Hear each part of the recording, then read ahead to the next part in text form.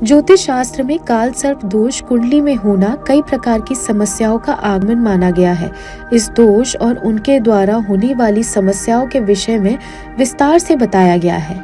शास्त्र में ग्रहों के शुभ एवं अशुभ प्रभाव के साथ साथ विभिन्न प्रकार के दोष के विषय में भी बताया गया है। इन्हीं में से एक है काल सर्प दोष, जिसे बहुत ही विनाशकारी माना गया है।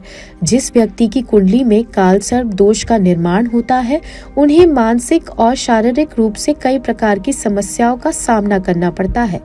काल सर्प योग को एक विनाशकारी योग माना जाता है।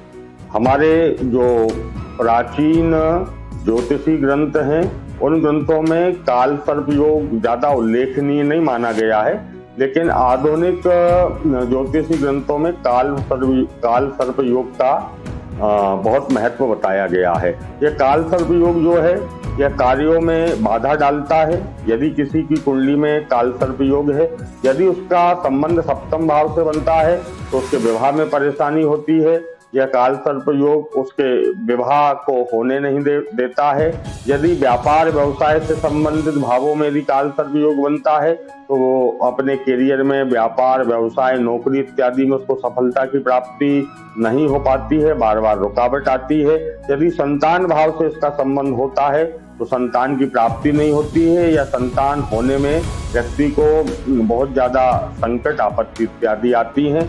इसी प्रकार जिन भी भावों के मध्य, दो भावों के मध्य राहु और केतु विराजमान हो जाते हैं और इन भावों के एक तरफ या इनके मध्य में अन्य सारे ग्रह आ जाते हैं, तो राहु और केतु के द्वारा यह ग्रह ग्रसित हो जाते हैं या इनकी छाया में आ जाते हैं, जिससे बाकी जो अन्य ग्रह हैं वो अपने शुभ फल को नहीं दे पाते हैं। इसलिए व्यक्ति के जीवन में, उसकी जन्म कुंडली में कई प्रकार की रुकावटें आती हैं, कार्यों में बाधा आती है और व्यक्ति पूर्ण रूप से सफलता को प्राप्त नहीं कर पाता है।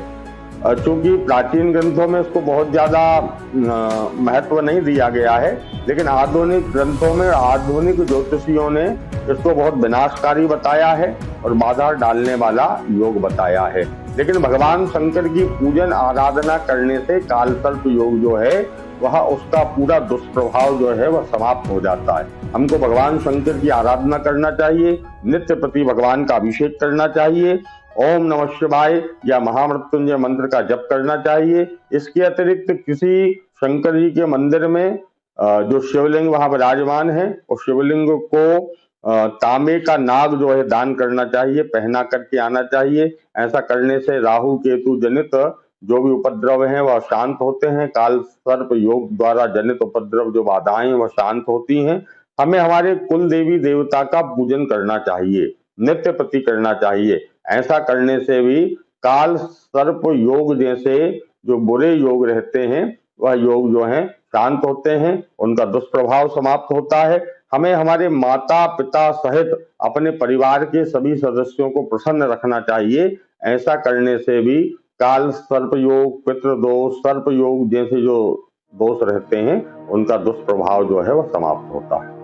ज्योतिषाचार्य पंडित पंकज पाठक के अनुसार काल सर्प दोष से न केवल मानसिक बल्कि शारीरिक रूप से भी कई प्रकार की समस्याओं का सामना करना पड़ सकता है।